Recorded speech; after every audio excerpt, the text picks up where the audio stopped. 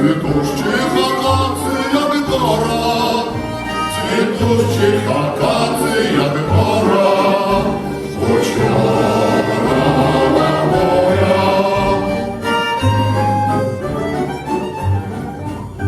есть море, в котором я плыл и тонул, и на берег вытащен к счастью.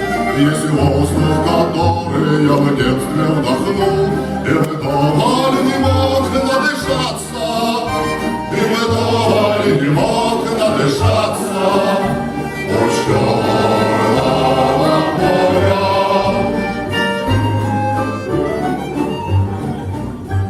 Родная земля, где мой друг молодой лежал обжигаемый боем, недаром венок ему свит золотой, и назван мой город героем, и назван мой город